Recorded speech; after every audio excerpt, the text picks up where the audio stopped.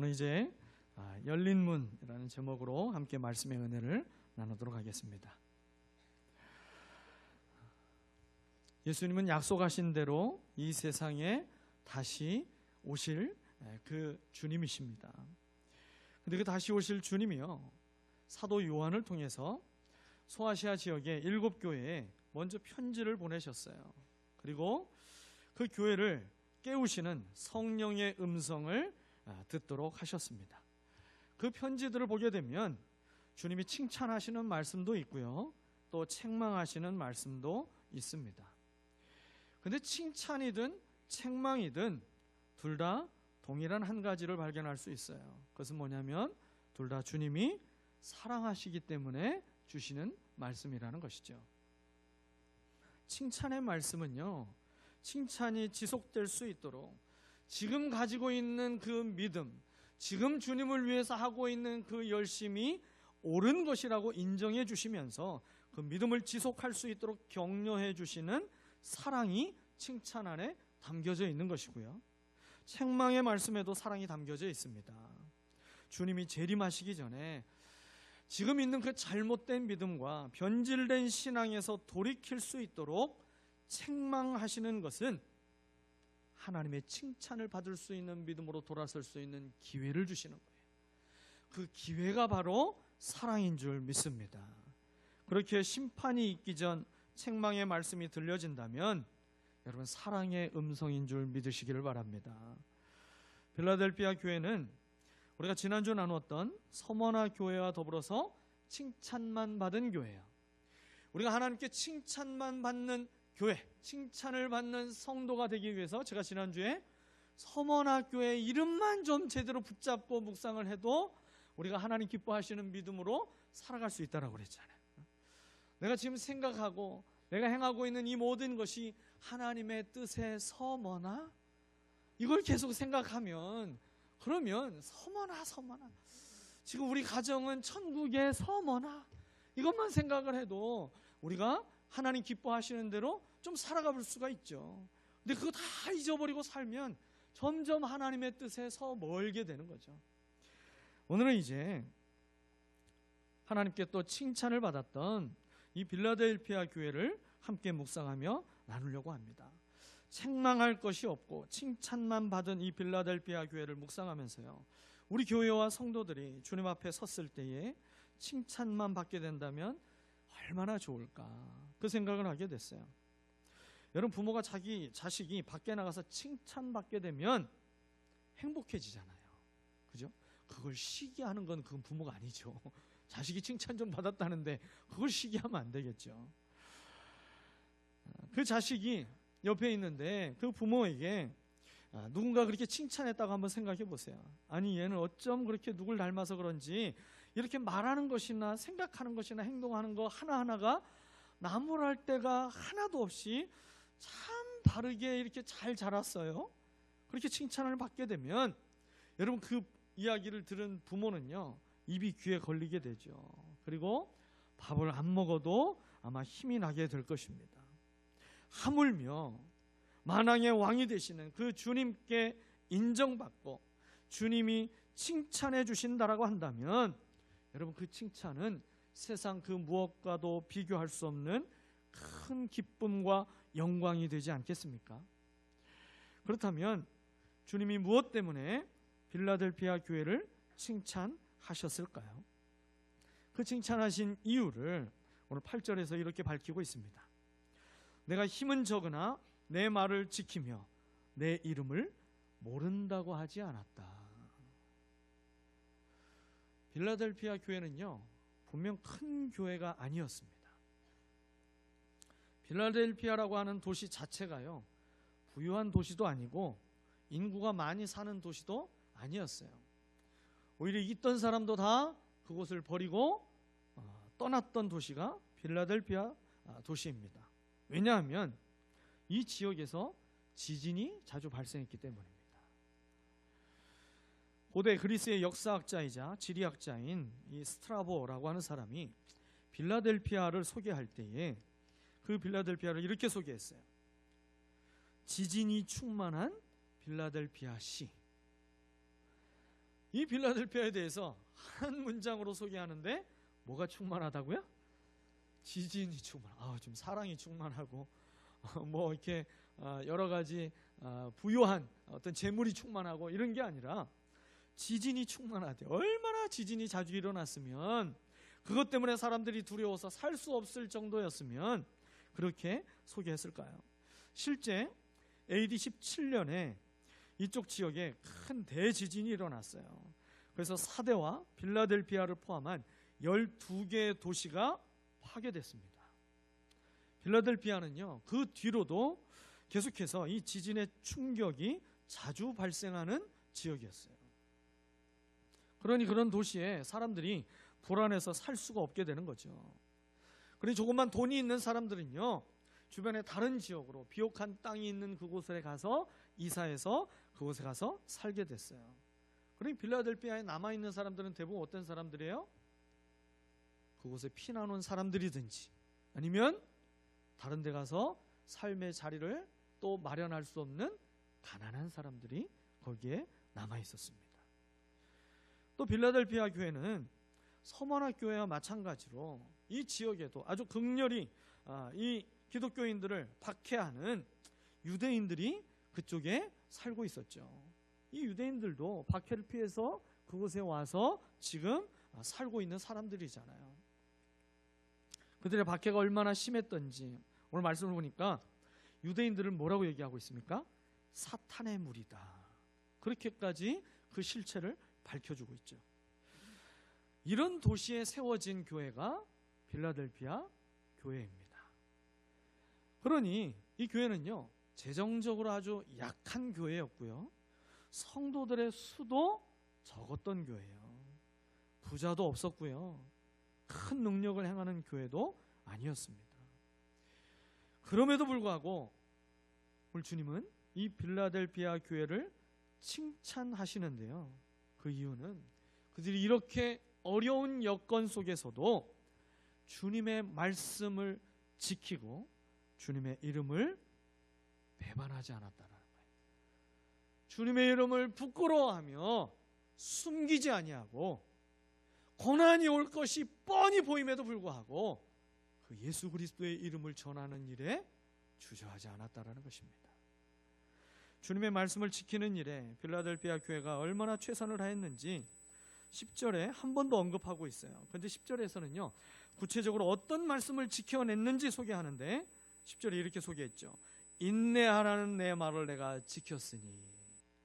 인내하라고 하는 내 말을 내가 지켰으니. 여러분, 신앙생활 하면서 참으로 완성하기 어려운 그런 훈련을 하나를 꼽으라 한다면 여러분 어떤 훈련을 꼽으시겠습니까? 아마 모르긴 몰라도 인내하는 것이 우리에게 가장 어려운 훈련 중에 하나일 것입니다. 여러분, 인내가 잘 되시던가요? 만약에 인내의 삶이라는 삶 공부를 개설해서 우리가 그 인내를 완전히 이룬 사람에게만 수료증을 준다고 한다면 우리 가운데 정말 그 인내를 온전히 이루어서 더 이상 훈련이 없을 만큼 인내의 마스터, 인내의 달인이 되어서 그렇게 수료증을 받을 수 있는 사람이 누가 있을까요? 저를 포함해서 아마 한 사람도 받기 어렵지 않을까, 그런 생각이 들어봐요. 우리가 호흡이 멈춰지는 그날까지 참 힘든 것 중에 하나가 바로 이 인내하는 거죠. 근데요, 이 인내가 잘 안 되는 이유가 뭘까요? 성질이 급해서요? 그것도 한 가지 이유가 되겠죠. 그런데요, 진짜 근본적인 이유로 들어가 보면 인내가 진짜 안 되는 이유는 믿음이 부족하기 때문이죠. 내가 정말 의심 없이 확신하고 있는 그 믿음을 가지고 있다라고 한다면 우리는 인내하는 것이 쉬워질 것입니다. 그런데 그 확신이 우리에게 부족하기 때문에 여러분, 인내하는 그 시간이 쓰디쓴 고통의 시간으로만 다가오는 것이죠. 그러나 확신 있는 믿음이 있게 되면 이 인내하는 시간은요, 기대와 소망으로 기다리는 시간으로 바뀌어지게 됩니다. 인내를 통과하지 않고는 소망을 이룰 수 없다라고 바울은 로마서 5장에서 가르쳐 줍니다. 주님도 십자가의 고통을 참고 인내하셨기 때문에 부활의 영광에 이르게 되신 것이고요. 주님의 말씀을 지키기 위해서 우리에게 가장 필요한 것, 인내인 것입니다. 가나안 농군 학교를 설립한 김용기 장로님에 대해서 아마 이야기를 들어보신 분도 있으실 것입니다. 이분이요, 27살에 장로로 장립을 받게 되는데요, 그때 당시가 일제강점기였어요. 그래서요, 이 일제에 한 가지 강요를 받게 됩니다. 근데 그 강요가 뭐냐면, 일제 천황이 살고 있는 동쪽을 향해서 절하는 의식, 이게 뭐예요? 동방요배잖아요. 동방요배. 이 동방요배를 하고 나서 장로 장립을 받아라, 그러면 허락해 주겠다. 그렇게 일제가 강요했어요. 뭐 한번 눈 딱 감고 절을 할 수도 있겠죠. 그냥 우리가 설날이나 뭐 그럴 때 되면 어른들을 찾아가서 우리가 가서 절을 하는데, 기독교인이어도 가서 인사 차원으로 절을 하는데, 그래 뭐 지금 천황이니까 인사 차원으로 그냥 눈 딱 감고 내가 신호를 여기지 않고 내 마음은 아니니까 딱 그렇게 생각하고 절을 한번 할 수도 있었겠죠. 그런데 이 장로님은 그렇게 하지 않았어요. 그걸 철저하게 단호히 거부했습니다. 그리고 감옥에 스스로 들어갔어요. 근데 이 감옥에서요, 또 한 순사가 김용기 장로에게 와서 또 회유하며 이렇게 얘기했어요. 나 혼자만 알고 있을 테니까 여기서 동방요배를 하시오. 그러면 내가 당신 풀어줄게. 그렇게 회유했는데도요, 이 말에 이 김용기 장로님이 아주 단호하게 거부하며 이렇게 그에게 얘기합니다. 하나님이 여기도 계시거늘 어떻게 그렇게 할 수 있겠습니까? 하나님이 여기도 계시거늘 어떻게 하나님을 내가 속일 수 있단 말입니까? 저와 여러분에게 이 믿음이 있습니까? 하나님이 여기도 계시거늘. 여러분, 우리가 살아가는 모든 삶의 자리에 하나님이 함께 하신다라고 믿게 된다면 우리의 삶은 분명 하나님이 기뻐하시는 그 믿음의 삶으로 몇 걸음 더 나아가게 될 거예요. 그런데요, 아무도 보지 않는 곳에서 우리의 삶은 조금 믿음과 거리가 멀어질 때가 많이 있다라는 것이죠. 하나님이 여기에도 계시거늘. 우리 이 장로님의 믿음이 저와 여러분의 믿음이 되기를 소망합니다. 이 김용기 장로님은 그렇게 이야기를 하고 고난의 길을 택했어요. 여러분, 이것이 바로 적은 힘으로 주님의 말씀을 지키는 것입니다. 적은 힘으로 주님의 이름을 부인하지 않고 시인하는 거예요. 산상수훈을 통해서 예수님이 제자들에게 하신 말씀을 우리는 기억해야 됩니다. 마태복음 10장 32절 33절 말씀입니다. 우리 이 말씀을 같이 한 목소리로 같이 읽어보도록 하겠습니다. 누구든지 사람들 앞에서 나를 시인하면 나도 하늘에 계신 내 아버지 앞에서 그 사람을 시인할 것이다. 그러나 누구든지 사람들 앞에서 나를 부인하면 나도 하늘에 계신 내 아버지 앞에서 부인할 것이다. 아멘. 시시부부. 내가 사람 앞에서 나를 시인하면 나도 너를 안다고 시인할 거야. 근데 네가 부인하면 나도 너를 부인할 거야. 주님의 말씀을 지키고 주님의 이름을 늘 시인함으로 주님께 인정받고 칭찬받는 우리 교회와 모든 성도님들이 되시기를 주님의 이름으로 축원합니다. 여러분, 이렇게 힘이 적었지만 주님의 말씀을 끝까지 지키고 주님의 이름을 부인하지 않았던 빌라델피아 교회에 주님이 아주 특별한 은혜를 베풀어 주십니다. 바로 이 교회에 열린 문을 두셨다라는 거예요. 열린 문을 두었다는 것이 무슨 의미냐면, 내가 하나님께 언제라도 나아갈 수 있도록 하늘 보좌를 향하여서 열린 문을 내 앞에 두었으니까 그 문을 통해서 언제든지 하나님께 나아가도록 해라. 내가 열어둔 문은 아무도 닫을 자가 없는 문이야. 바로 그 의미를 담고 있는 거죠. 그렇기 때문에 이 열린 문은 뭐냐면 생명의 문이 되는 것입니다. 구원의 문이 되는 것입니다. 축복의 문이 되는 것이고요, 평안의 문이 되는 줄 믿습니다. 하나님과 함께하는 영생의 문을 열어주셨다라고 가르쳐주고 있어요. 여러분, 집에 도둑이 와서 문을 열어달라고 하면 열어줄 사람이 이 가운데 누가 계실까요? 그 도둑이 아무리 잘 차려입고 얼굴도 조인성이나 정우성이나 뭐 이렇게 막 잘생긴 사람처럼 딱 나타났다 할지라도 그가 도둑이면 열어주시겠어요? 아니, 그래 또 조인성이면 한번 열고 봐야 되는 거 아니에요? 뭐 이렇게 생각하실 분들, 그가 어떤 사람이든지 간에 여러분, 도둑에게는 우리는 열어주지 않죠. 밖에서 아무리 온갖 그렇게 무섭게 협박을 한다 할지라도 우리는 그 문을 꼭꼭 닫아둘 거예요. 그런데요, 우리가 사랑하는 가족이나 또 친척이나 친구가 여러분 찾아오게 되면 우리는 얼른 달려가서 그 문을 열어주지 않습니까? 근데 요즘엔 참 웃기지만 슬픈 웃픈 시대가 되었죠. 가족과 친구보다도 더 반가운 사람이 택배기사잖아요. 띵동, 누구세요? 택배입니다. 그러면 얼마든지 그 문을 활짝 열고 택배를 맞이하는데, 하나님께서 저와 여러분을요 그렇게 가족과 친구와 같이 그렇게 우리를 맞아주실 수 있도록 열린 문을 우리 앞에 두셨다라는 거예요. 그리고 이 문은 예수님께서 직접 열어주셨기 때문에 열린 문입니다. 필라델피아 교회가 직접 그들이 연 문이 아니었어요. 주님이 그 문을 여셨다라고 그랬잖아요. 오늘 이 교회에 말씀하시는 예수님에 대해서 7절에 뭐라고 소개하고 있습니까? 거룩하신 분, 참되신 분, 다윗의 열쇠를 가지고 계신 분, 여시면 닫을 사람이 없고 닫으시면 열 사람이 없는 그분이 바로 예수 그리스도이십니다.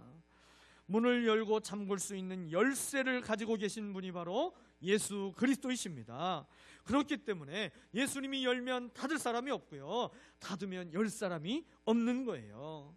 적은 힘이지만 주님의 말씀을 지키고 주님의 이름을 부인하지 않는 자에게 주님은 문을 활짝 열어주시며 그를 맞아주십니다.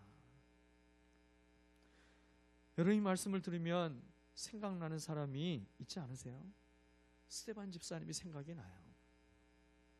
스데반 집사님이 순교하는 장면이 떠오르게 됩니다. 사도행전에서요, 이 스데반 집사님이 돌에 맞아서 순교하기 전에 했던 말을 아마 기억하실 것입니다. 성경에 이렇게 말씀하고 있어요. 보십시오, 하늘이 열려 있고 하나님의 오른쪽에 인자가 서 계신 것이 보입니다. 그가 마지막까지 피를 토하듯이 복음을 전하며 그에게 맡겨주셨던 그 예수 그리스도만이 구원자가 되신다라고 하는 이 복음의 말씀을 그가 힘써 지키고 있는 그 현장에 오늘 예수님께서 그의 영안을 열어주시며 하늘문을 여시고 앉아 계시지도 못하고 서 계셔서 그 스데반을 향하여서 두 팔을 벌려서 스데반을 기다리고 계시는 그 주님의 모습을 오늘 스데반 집사에게 보여주셨잖아요. 스데반에게도 열린 문을 주님이 두신 것입니다. 부활이요 생명이신 주님이 열린 문을 두셨기 때문에 죄와 사망의 권세도 닫을 수가 없는 것입니다.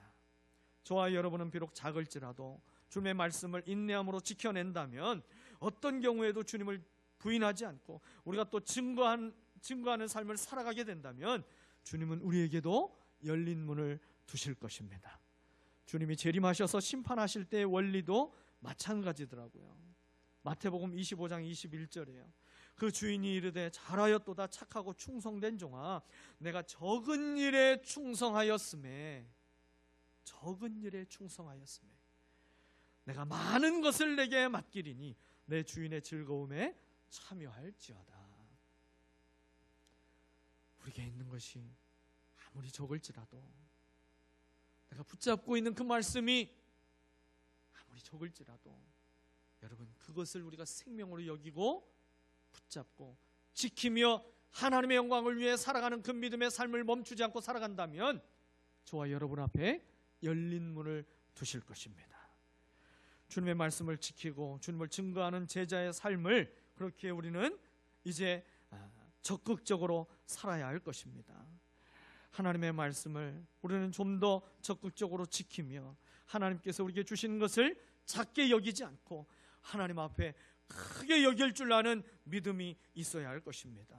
이제 그러한 자들에게 하나님께서 이 열린 문을 통해서 하나님이 주시는 이 빌라델비아 교회에게 저들이 죽음 이후에 천국에서만 받을 수 있는 상급인 면류관만 말씀하시는 것이 아니라 오늘 그 면류관을 빼앗기지 않도록 그들에게 충성을 다시 한번 권면하시면서 이 땅에서도 누릴 수 있는 하나님의 축복 세 가지를 약속해 주십니다. 우리가 죽어서 얻을 수 있는 그 면류관만 있다면 이 땅에서 우리가 믿음을 지키며 열심을 다하며 살아가는 것 더 힘들겠죠. 그런데요, 하나님은 이 땅에서도 누릴 수 있는 하나님의 축복을 주신다는 사실입니다.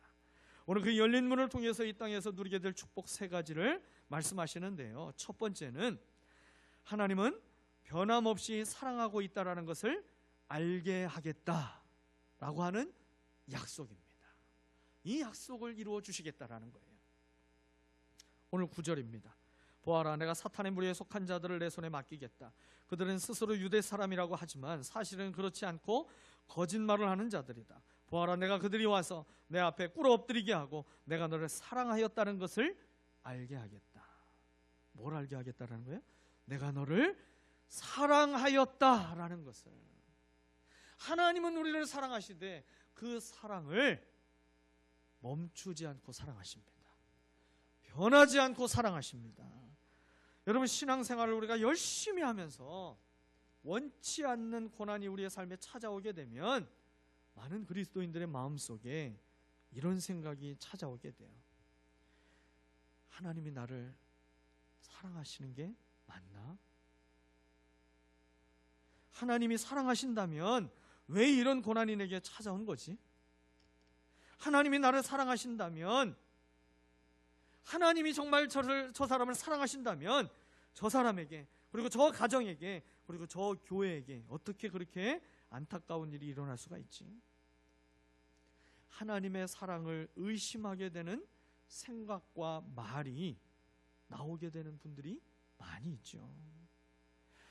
하나님의 사랑을 의심하게 되는 것은요, 하나님의 존재를 의심하는 것과 마찬가지예요. 하나님이 나를 사랑하는 게 맞나? 이렇게 얘기하는 사람은요, 조금 시간이 지나고 나서 그 말까지 하더라고요. 정말 하나님이 계신 게 맞나?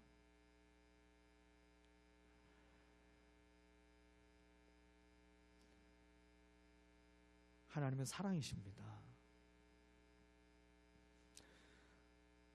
오늘 이 당시 교회를 대적했던 핍박자들 가운데서 가장 완악하고 끈질긴 세력은요, 로마인도 아니었어요. 다른 이방 민족도 아니었습니다. 육적으로 같은 혈통이었던 이 유대인들이었습니다. 예수님은 그들을 사탄의 무리라고 불렀어요.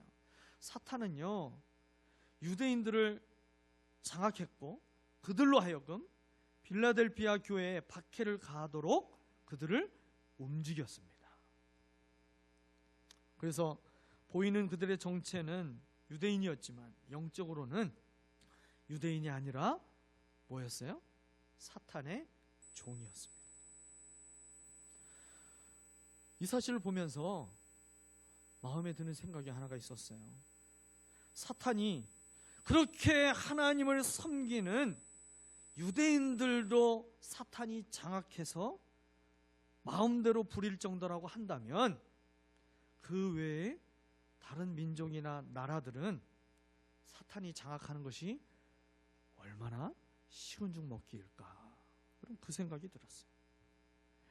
사탄이 하는 일은 하나님을 대적하는 것입니다. 하나님을 대적하기 위해서요, 사탄이 집중적으로 하는 일이 있어요. 그게 뭐냐면 하나님이 만드신 가정과 교회를 무너뜨리려고 하는 시도입니다.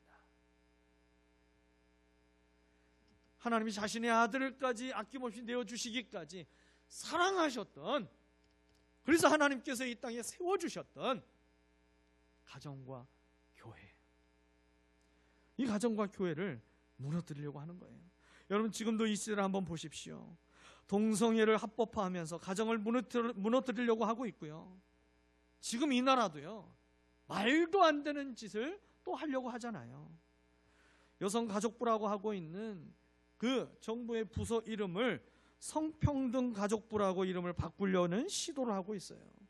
여러분 성평등가족부라고 이름이 바뀌어지게 되면 어떤 일이 일어나겠어요?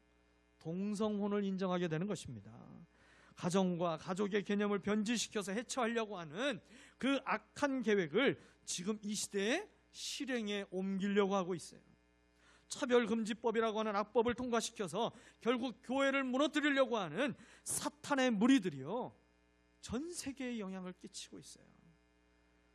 여러분 정치를 이용을 해가지고 지금 교회와 믿는 사람들을 공격하고 박해하는 일들이 아주 쉽게 일어나고 있습니다.